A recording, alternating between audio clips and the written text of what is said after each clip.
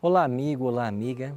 O nosso texto para a meditação de hoje está no Evangelho de Lucas, capítulo 17, verso 32. Lembrai-vos da mulher de Ló. Essas palavras foram pronunciadas pelos lábios do próprio Jesus e soam como uma estranha advertência. O contexto trata dos últimos dias e do retorno de Jesus a essa terra. Então, ele une dois personagens do Antigo Testamento, Noé e Ló. Os contemporâneos de Noé e Ló eram grandes pecadores, mas Jesus não mencionou os pecados deles. Curiosamente, ele faz referência às atividades ordinárias da vida: comer, casar, plantar, edificar. Esse é o aspecto central da questão. Consumidos pela marcha rotineira das coisas, eles estavam muito ocupados e não perceberam o que estava acontecendo. A advertência de Jesus não é contra as coisas comuns da vida, mas contra o perigo de torná-las nossa prioridade. Assim vivia a esposa de Ló, absorvida pelas rotinas. E quando Ló armou suas tendas na direção de Sodoma, eles não tinham a menor ideia do que os aguardava lá.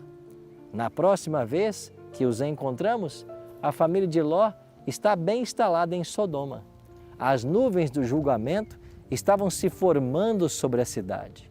Gênesis 19 descreve como Ló recebeu 2 mensageiros divinos em sua casa. E eles ordenaram que ele reunisse a família e saísse da cidade. Ló tentou até persuadir genros e filhas, mas eles não creram nele. Finalmente, Ló, a esposa e 2 filhas solteiras são quase arrastados para fora, como um imperativo: não olhes para trás. As ordens divinas têm 2 características: elas são objetivas e são claras. Mas a esposa de Ló desconsiderou a advertência, olhou para trás e foi convertida numa estátua de sal. Lembrai-vos da mulher de Ló, disse Cristo. O pecado básico da esposa de Ló é o pecado da desobediência. Seu olhar não é mera curiosidade, mas o resultado de muitos anos de rebelião contra Deus. Olhar para trás é um sinal de uma mente dividida.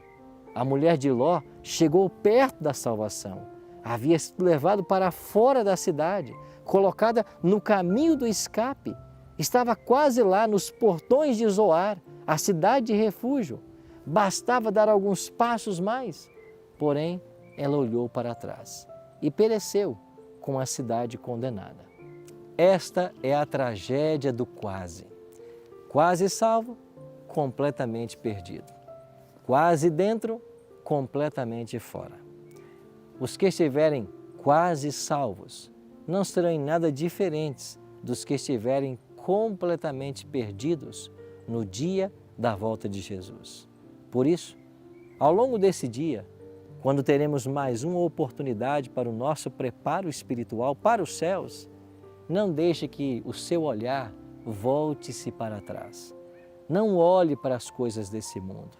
Não permita que as coisas deste mundo obscura o seu futuro, o seu destino, a vida eterna que nós receberemos das mãos de Cristo quando Ele voltar. Vamos orar por isso hoje? Pai querido, nos ajuda hoje a lembrarmos da Tua palavra. Lembrai-vos da mulher de Ló. Que nós possamos entender que quase salvos é completamente perdidos. Por isso nos ajuda a não desviar o nosso olhar do céu e nem de Jesus, mas que olhando firmemente para Ele, possamos completar a nossa carreira. É a nossa oração, em nome de Cristo. Amém.